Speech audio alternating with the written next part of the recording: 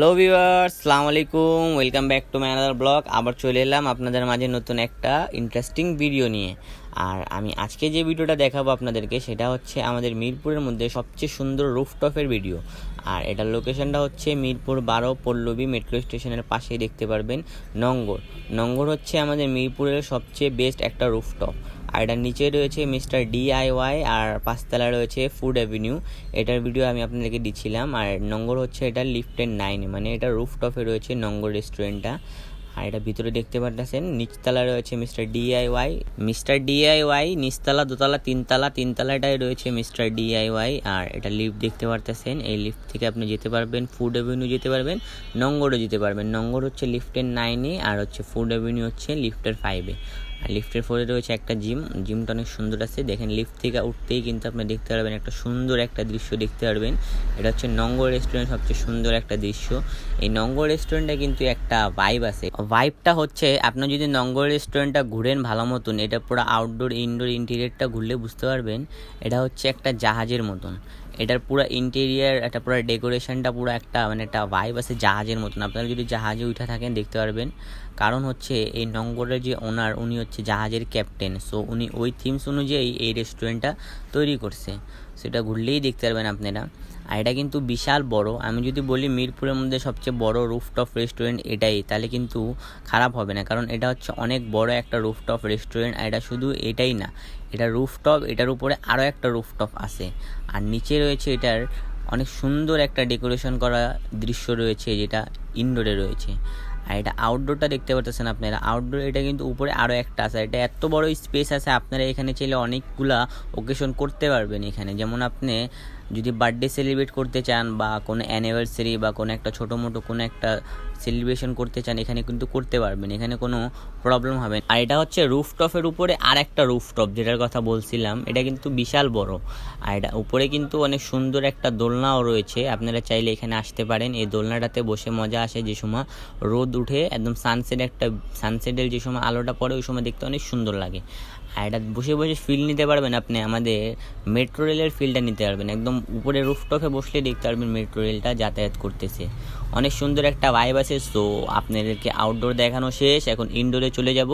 দেখতে পারতেছেন ভিতরের লোকেশনটা কত অ্যাস্থেটিক।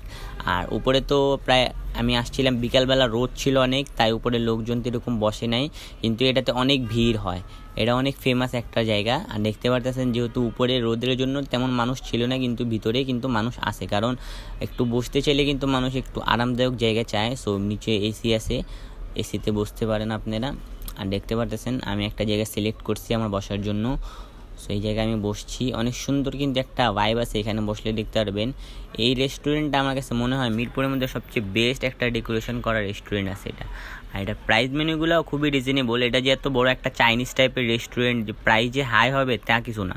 এটা প্রাইসগুলো কিন্তু সব নর্মাল প্রাইস, নর্মাল রেস্টুরেন্টগুলোতে যেরকম প্রাইস থাকে ওরকমই প্রাইস ছিল।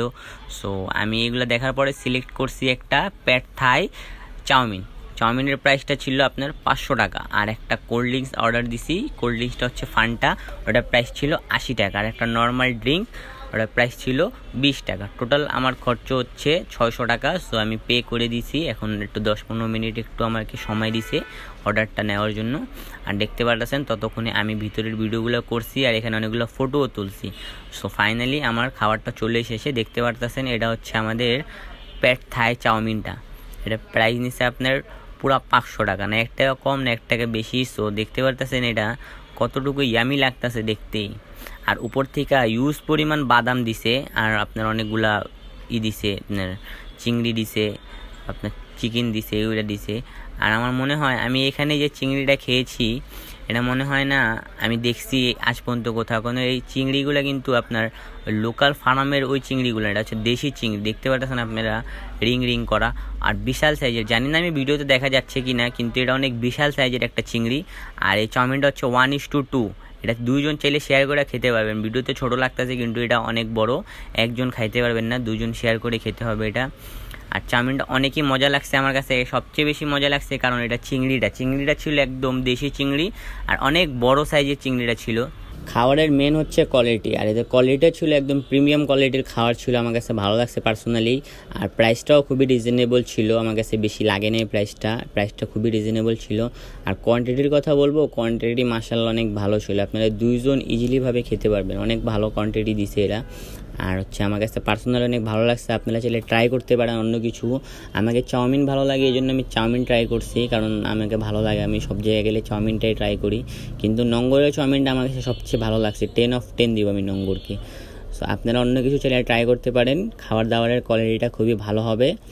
আর হচ্ছে কি আপনারা যদি ট্রাই করেন সন্ধ্যার পরে আসার, তো সন্ধ্যার পরে আসবেন, ইনশাআল্লাহ ভালো লাগবে আপনাদেরকে, লাইটিংয়ের পরে আরও ভালো লাগবে।